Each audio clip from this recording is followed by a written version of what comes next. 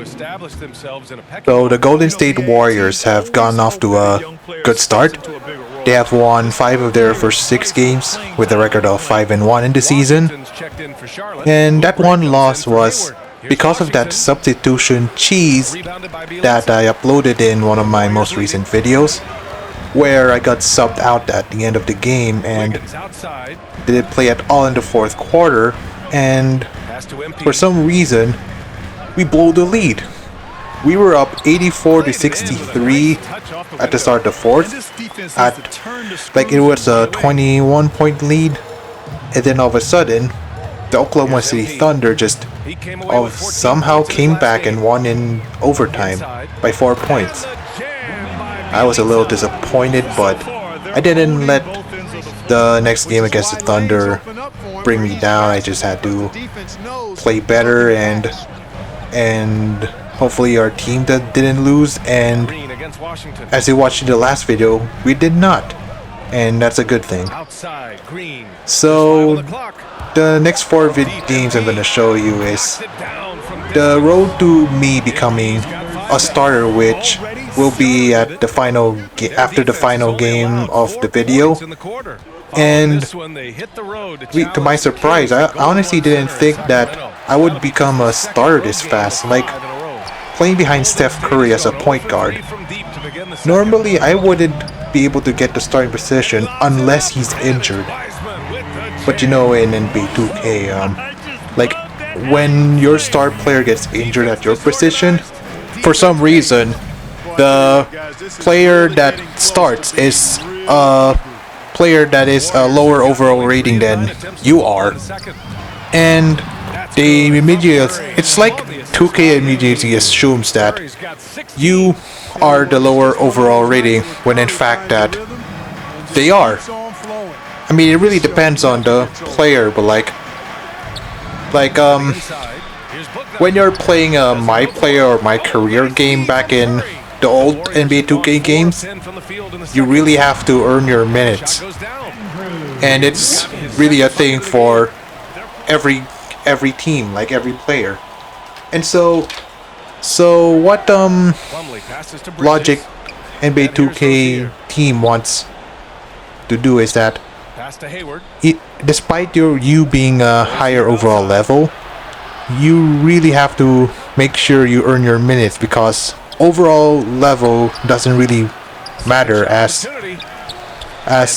you have to show consistency throughout the games. And so it's just not really fair, but you really have to go through it, as in real life you're gonna have to earn a lot of minutes. Like, it's not gonna come easy. And speaking of not easy, I tried to play the first 2 games of the video in Superstar difficulty, and we were just having a hard time to score. And as you've seen in the third quarter, we came with 2 minutes without scoring until this possession. I stole it from Miles Bridges and I get the easy basket in transition. It was a rough game for me. I was just shooting 4 of 13 after this basket. And so I was just running this play just to see if I could get an open 3. And I do, and I take advantage of it. Took the 3 and switched it up to the net. It's amazing how difficult NBA 2K has become. Like they wanted to prioritize defense, and considering the offense is just way too overpowered in the past few games, like teams were just scoring 110 plus points constantly, and Draymond Green just dunked it home in transition. It was just a low scoring game for us. We only scored 96 points against the Charlotte Hornets, who are known to have the worst defense in the NBA. But I'm not too worried about that, honestly. We just won. Amazing technique on the boards tonight, MP. You found a body every time the ball went up. Coach must have been happy with that effort. I think it's a cliche that rebounding is a team effort, but it's true. So whether you're a guard, big, when the ball goes up, you find your man and you put a body on him. Coach has been preaching that since preseason. He's really big on taking care of the fundamentals. doing the little things. And he's right. That's often the difference between winning and losing. On the AT&T. So on the second Superstar game, we play against the New Orleans Pelicans. And I'm just really trusting Steph Curry to do a lot of good things this year. Like being drafted to the Golden State Warriors is one of the last things I would have expected, really. Playing alongside the greatest shooter of all time, or should I say two of the greatest shooters, because Steph Curry and Klay Thompson are on the team. Like, it's such a blessing. Like, playing with superstars early in your career can really enhance your learning in the NBA. Like you're playing with championship level players, like players who won the championship before. And then, as you see, I really need to improve my defense. Like, I just didn't realize that I was guarding Zion. I just left him wide open for the lob. And look at how bad my pass is. I just let Curry mishandle it, causing the defender to come back. And our fans are just booing. We weren't even scoring well at all during these past few minutes in the second. And Brandon Ingram just dunked it home, so we had to call a timeout just to stop the momentum from coming to them. And after the timeout, I just let Curry do his thing, like right there. He just got to the paint and then shot over Jonas Valanciunas. That's what I like about Curry. Like, he's just really good at offense. And then he just shoots it from three-point area, very contested. Steph is just being Steph. Like, it's just this blessing. Like, being able to play with someone with that kind of gravity can really help with the spacing. Like, everybody's so focused on Curry that they forget about literally everyone else. And then you got other assets like Andrew Wiggins, and then James Wiseman, who just catches the lob from Draymond Green. Lob threats are just very vital. Like verticality and the length. It's gonna be unstoppable, especially when you have that kind of athleticism James Wiseman has. But the thing is, it's all about maximizing them, either through plays and all other things that can put your players into a good position. And this is a play that made me go back to all-star difficulty. Just look at Willie Hernangomez chasing Juan Toscano Anderson on the break. Like, he's just... I don't think he's that fast in real life. And speaking of fast, just look at me and James Wiseman connecting. I just used my speed to use the pick, and then James Wiseman just rolled fast. And after that, we just won the game. We blew the Pelicans out the water. I didn't play in the fourth quarter, but it was pretty good. And I got a hyper ice offer, so I just had to counter offer. They gave me a different offer, but I just wanted to change it, and here's what they offered me after that, since they declined one of them. So I'll just sell with that. So next up is the Houston Rockets. I switched back to all-star difficulty because of that. And for some reason, John Wall is playing, and I thought John Wall was not gonna play for the rest of the Houston Rockets season. But since the NBA season has progressed, it seems like John Wall wanted to have a second thoughts. And then right there, those were just two clips of the Rockets game. Just really shows you how much trust I have in Steph Curry. Like, when he shoots it, I know he's going to make it. He's got like a 99 3-point rating, and even with a 99 3-point rating, he still misses at times.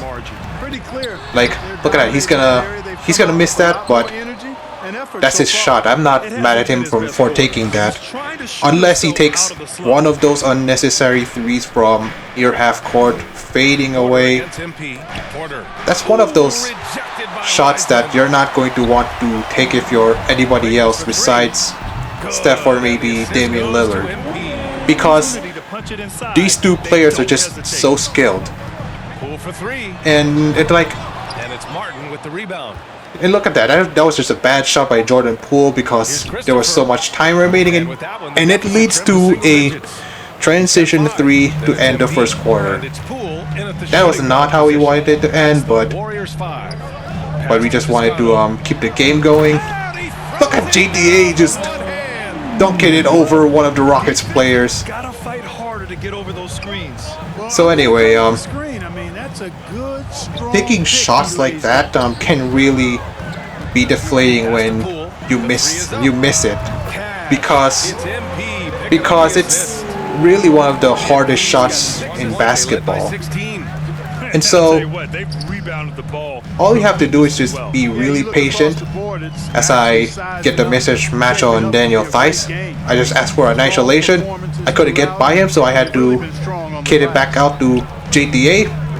And after that, I just get past Theis, and I just went up to a reverse layup. MP's got his second That's just on the night. really good patience by me because I had the mismatch. Daniel Theis was much slower, Good looks by our and after that I just ran into the corner in transition. It's one of my favorite shots to take in NBA 2K, the corner threes. It's the shortest three-pointer that you'll ever take. 4-3. And look at Steph Curry just doing it again. Like, Steph Curry can really save you. 6 on the shot clock. Like last year, a lot of the events are just Steph save us, and this is one of the issues I have with the game. Like, Wiggins was wide open in the corner, and then for some reason, Bialicia just messed up the spacing. So it really caused Wiggins to miss it because Christian Wood was just brought into him. Like, does it make any sense? Like, in the real NBA, no offense will just do that. And that defense right there is one of those things that really happen. I steal the inbound. No, not inbound pass. I stole a pass. Like, it's really hard to steal passes in NBA 2K22 because when you try to deny the pass and you anticipate their floppy plays, you know exactly what you're going to do already. Like, whenever you're already denying them, they never pass it. And so it just ruins your chance to try and force turnovers. And considering that passes are always accurate in NBA 2K22 or the other games, and speaking of accurate, I just got a perfect release on my three-point attempt. But the passes are so accurate that you're going to rarely see any passes be thrown out of bounds in NBA 2K22. It's just super unrealistic. Like, you have players that are just doing passes that isn't going to be normally made by them unless you're an elite playmaker like Chris Paul or maybe even Ricky Rubio. That was just elite finishing by me in transition. I just made a layup over two defenders. But unless you're one of the elite playmakers, the passes are not really going to be that accurate. And so it's just makes it so unrealistic. This is something that needs to be addressed in 2K23. I was talking to Nikola Jokic the other day, and he said that you were one of his favorite young passers in the game. How does that make you feel? You know, that's a real honor. Joker's a genius level passer, one of the best passing bigs of all time. So to get that kind of praise for him, that's huge. You always want the respect of your peers. So is there anyone else in the league perhaps that you look to as someone you want to emulate? When it comes to my passing? I'll listen to whatever, but yeah, let's say that. I was asking about passing. LeBron obviously comes to mind. Going back a little bit, I was always a big Jason Kidd guy. There's a lot of great passers in the league, though, so it's hard to single out just any one guy. Yeah, I hear that. Hey, thanks for your time, MP. Thank you, John. I was just talking about the passing issues, and then I was just interviewed about passing.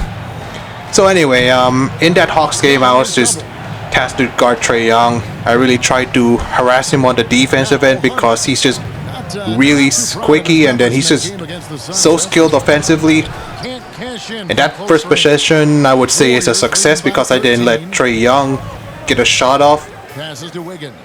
And this is a compilation of such silly plays. Andrew Wiggins just gets blocked by Capella not once, not twice, but 3 times. Wiggins just made himself look bad right there.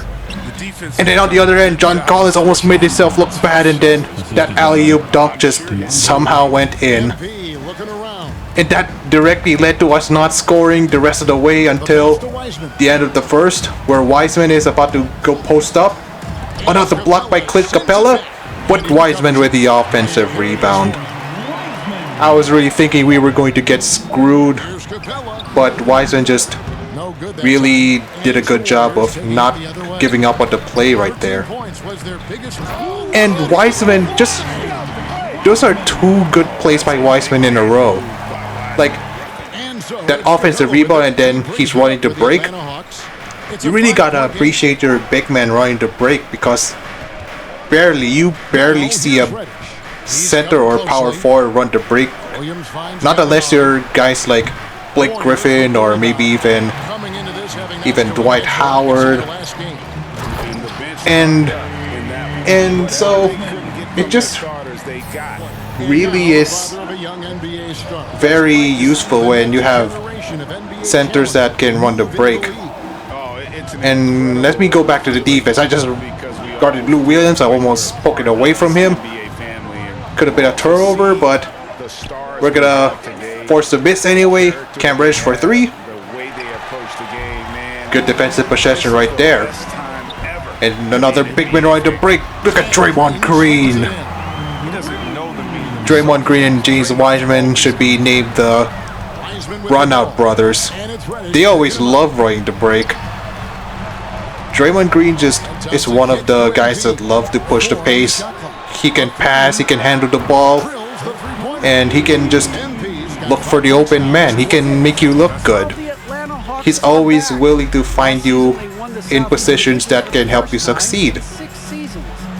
And speaking of playing to positions to succeed, look at that play. Oh wait, nope. Klay Thompson just shot it right in front of the defense. And it just led to this Cam Reddish bucket on the other end. So we run this play and it's one of the most useful plays ever. It leads to an open 3 almost every time. And when it doesn't lead to an open 3, it leads to a pick and roll, which can be useful, but sometimes the pick and roll just fails. And then look at me just trying to harass Trae Young again. Not gonna allow him to score, and then Cam Reddish is the one that forces the shot. So yeah, I can say my defense is improving slowly but steady. And then right there, I wanted to abuse Trae Young of sagging off of me, but I missed it. So I am very upset at myself. And I'm just spending the entire game trying to prevent Trae Young from getting anything easy. Here comes a pick and roll with Danilo Gallinari. And then I just get a call that rarely gets called in the game. A moving screen almost always never gets called on you. Like, for your side. It always gets called in benefit of the CPU. It's just unfair.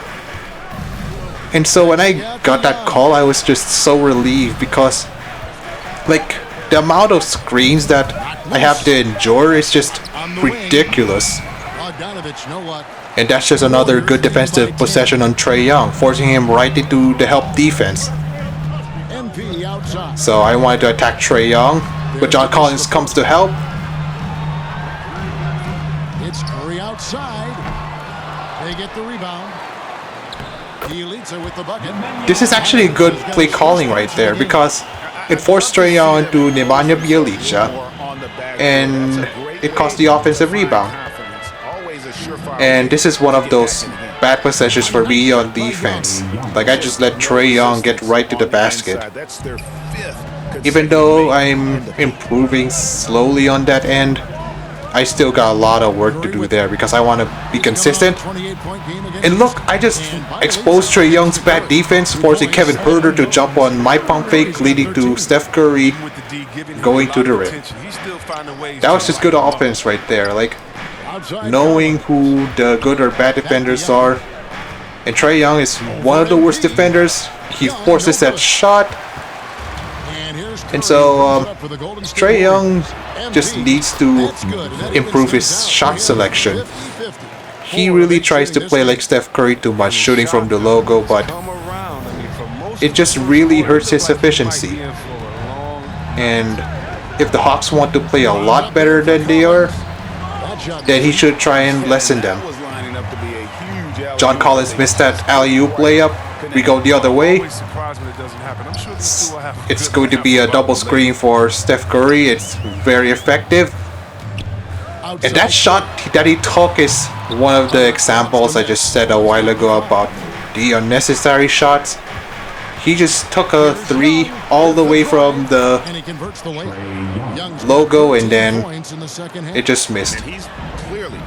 That's why I said it really makes it deflating when you try and shoot from the logo, like near the half-court line, because when you miss it, it just really ruins the rhythm. And this play right here is one thing I'm going to have to endure for the entire season. Wiggins just being very passive. He didn't want to lob.